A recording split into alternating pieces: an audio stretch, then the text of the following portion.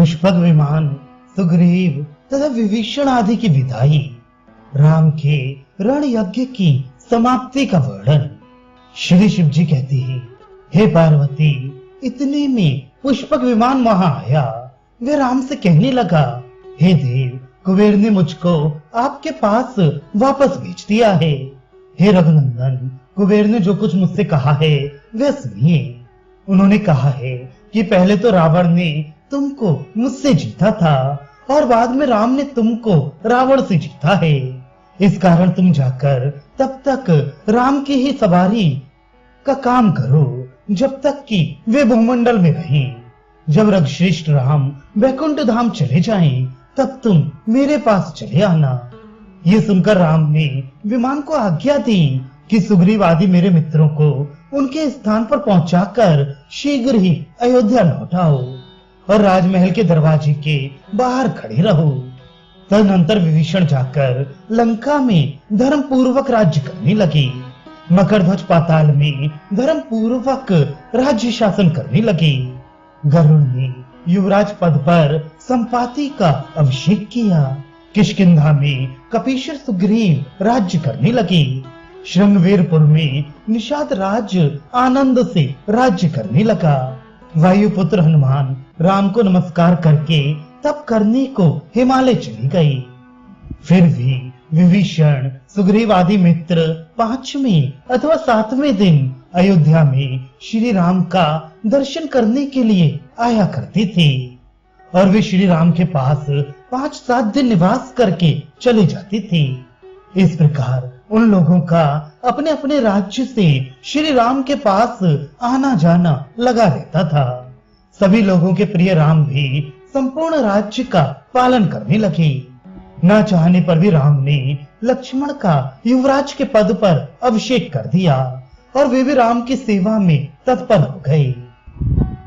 राम ने पूर्व समय में विश्वामित्र के यज्ञ के समय जिस युद्ध रूपी यज्ञ की समाप्ति नहीं की थी, उस रण यज्ञ की इस समय अपने राज्य पद पर स्थित हो जाने पर पूर्णाहुति की।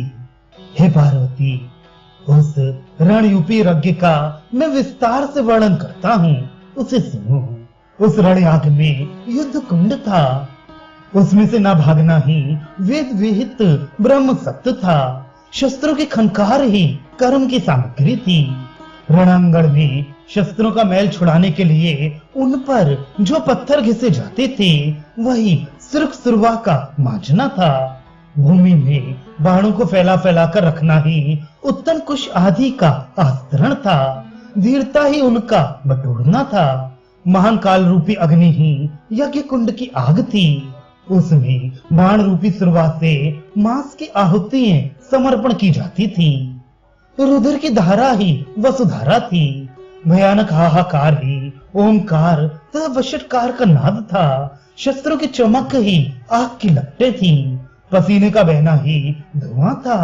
वीर पुरुषों का उत्तम अस्त्र मोचन ही अधिक ज्वाला की शांति का परिशुद्धाज्य सींचना रूपी उपाय था। ज्ञान पूर्वक जीवों का शरीर त्याग ही दीपदान था।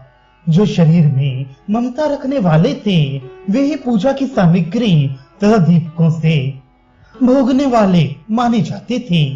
जो राम के हाथ से न मरकर वहां से भाग जाते थे वे बलि भक्षण करने के दोष से देह रूपी बंधन में ही पड़े रह जाते थे, मुक्त नहीं होते थे। उस युद्ध रूपी यज्ञ में सिरों का कट कट कर गिरना ही नारियल के द्वारा दी जाने वाली पूर्णाहुति थी। विजय लाभ के लिए अपनी दाहिनी ओर से वीरों को दूर करना ही प्रदक्षिणा थी। उस यज्ञ में मृत पुरुषों का विजय पद ब्रह्म पद की प्राप्ति ही दक्षिणा थी। देवताओं के द्वारा जो पुष्प वृष्टि की जाती थी वह ब्राह्मणों का अभिषेचन था। युद्ध में विजय प्राप्त करना ही यज्ञ का फल था। चर अचर का आनंद लाभ ही अपने गोत्र वालों का आनंद समझा जाता था। पशु पक्षी आदि जीवों की तृप्ति ही विप्र भोजन कहा जाता था। इस प्रकार राम का जो सुबाहु से युद्ध रूपी यज्ञ राक्षसों के साथ आरंभ हुआ, वह और गाधी पुत्र विश्वामित्र का यज्ञ दोनों साथ ही प्रारंभ हुए। उनमें से विश्वामित्र जी ने तो अपना यज्ञ समाप्त कर लिया था, परंतु राम ने अपने यज्ञ में काला नल को अतृप्त देखकर अपना युद्ध यज्ञ समाप्त नहीं किया था। अतः उसको तृप्त करने की इच्छा करके राम ने विराट के रुधिर से पृथ्वी रूपी पात्र का प्रोक्षण अर्थात शुद्धि करके सूपन खाके नाक कान काट कर प्रेम से चित्र विचित्र आहुतियां दी। राम ने त्रिशिरा, खर, दूषण, मारीच तथा कबंध को क्षण भर में मारकर पंच प्राणाहुतियां दी। शिखा की गांठ खोलने की जगह राम ने शबरी को संसार बंधन से छुड़ाकर मुक्त कर दिया। राम ने बाली को मारकर उसके रुधिर रूपी जल से नेत्रों में स्पर्श किया। लंका को जलाकर काला नल के लिए दाल तथा कड़ी बनाई, अर्थात लंका दाल कड़ी के स्थान में गिनी गई। कुंभकर्ण रूपी भात, मेघनाद रूपी पकवान और सब राक्षसों का शाक बना। अन्य उत्तम पदार्थों के स्थान पर सारण मारा गया। प्रहस्त बड़ा, निकुंभ पापड़, कुंभ नमक, कालनेमी खीर, अतिकाई शक्कर, रावण रूपी दूध में मेरावण रूपी घी तथा दधे भक्त के स्थान पर रावण को मारकर राम ने काला नल के थाल में परोस दिया। काला नल ने इन सबका भोजन करके केश, चर्म तथा अस्थियों का जूठन रण में छोड़ दिया। तब वे तृप्त हुआ।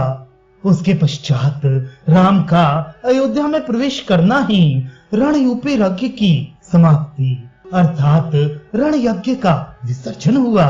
वहां राम का राज्याभिषेक ही यज्ञ के अंत का अव्रत स्नान था। अन्य मांगलिक कार्य उस यज्ञ के अंग थे। इस प्रकार राम ने सांगोपांग रण यज्ञ पूरा किया। हे देवी, मैंने तुमको उपर्युक्त प्रकार से समस्त रण याग कह सुनाया।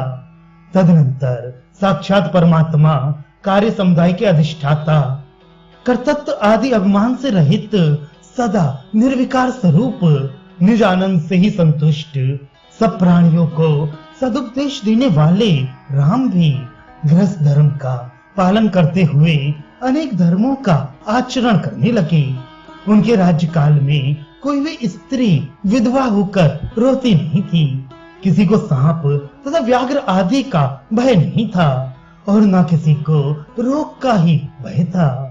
राम ने भी समस्त प्रजा को पिता जिस प्रकार अपने सगे लड़कों का पालन करता है उसी प्रकार पालन किया।